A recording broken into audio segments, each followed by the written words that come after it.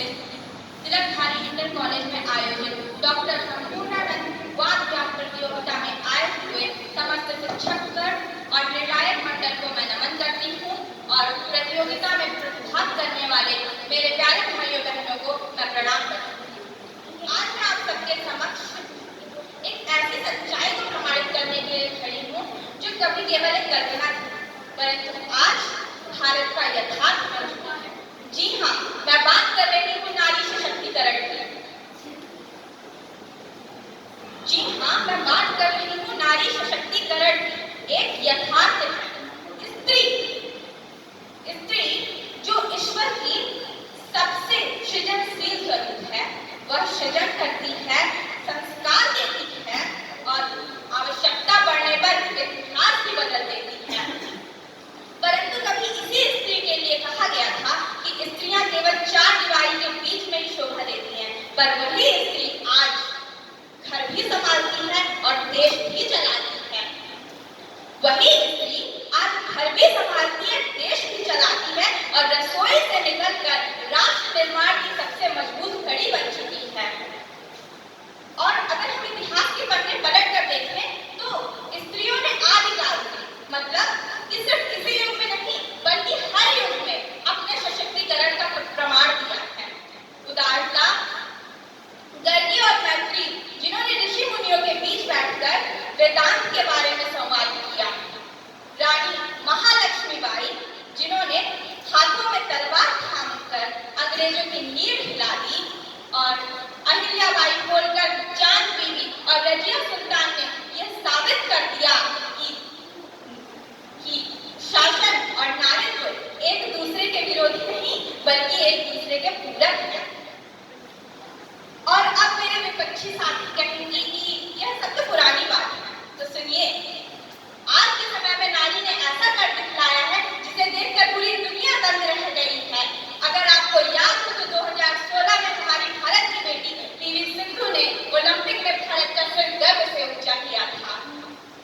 टेसी थॉमस, जिन्होंने मिसाइलों को नई दिशा दी, भारत की सुरक्षा को नई उड़ान दी। मेरी कॉम, जिन्होंने पंचिंग रिंग में अपना नाम मैग्निफिसेंट मेरी लिखवाया। कल्पना चावला, जिन्होंने आकाश की सीमाएं तोड़ी। गीता फोगाट और बबीता फोगाट ने पहलवानों को धूल चटाकर यह साबित किया कि हमारी भारत की नारी कितनी धाकड़ है।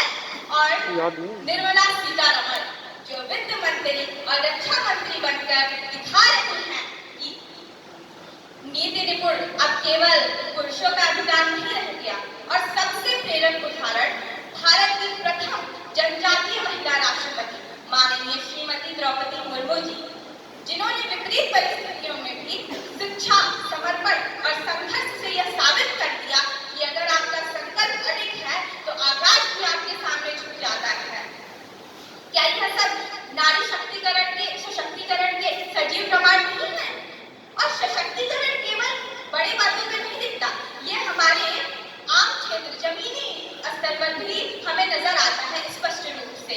अगर आप आसपास के प्राथमिक विद्यालयों में देखें तो आप पाएंगे अधिकतर महिलाएं शिक्षक महिलाएं हैं, जो केवल बच्चों को शिक्षा नहीं दे रही, उसके साथ साथ आत्मविश्वास, संस्कार और भविष्य का निर्माण भी कर रही हैं।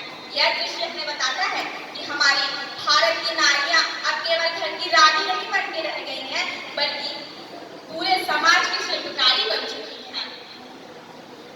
यह दृश्य हमें बताता है कि अब हम अबला नहीं रहे, अब हम सशक्तिकरण की ओर बढ़ चुके हैं। अब भारत वह देश नहीं रह गया जहां बेटियां डर कर जन्म लेती थी, अब यह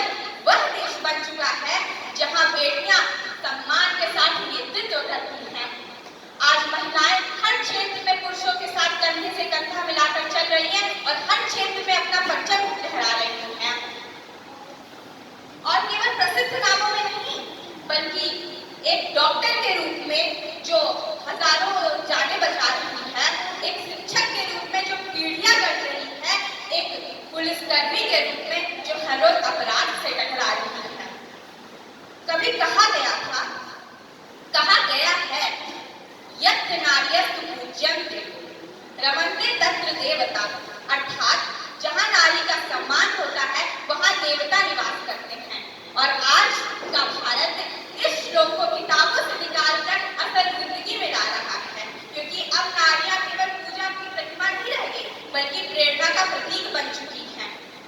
यह जन्म देती है, परंपरा दिखाती है, परंतु आवश्यकता पड़ने पर इतिहास भी बदल देती है। और यह करुणा की मूर्ति भी है, परंतु परिवर्तन की ज्वाला भी है। नारी सशक्तिकरण अब केवल एक कल्पना नहीं रह गई, बल्कि हमारे समाज की जीवंत सच्चाई बन चुकी है। कभी कहा जाता था नारियां पीछे हैं, अब कहा जाता है नारियां सबसे आगे हैं। और नारी ये सिर्फ सशक्त नहीं हो रही, बल्कि सशक्तिकरण की सजीव मूर्ति बन चुकी है। और अभी भी अगर मेरे किसी विपक्ष साथी को लगता है कि नारी सशक्तिकरण तो एक भ्रम है, तो उनके लिए मैं कविता तिवारी की कुछ 4 पंक्तियां प्रस्तुत करना चाहूंगी। जिम्मेदारियों का बोझ बढ़ा तो ऑटो रिक्शा ट्रेन चलाने लगी बेटियां। जिम्मेदारी का बोझ बढ़ा तो ऑटो रिक्शा ट्रेन चलाने लगी बेटियां। और साहस से अंतरिक्ष को घेरकर सुना है वायुयान उड़ाने लगी बेटियां। सुना है वायुयान उड़ाने लगी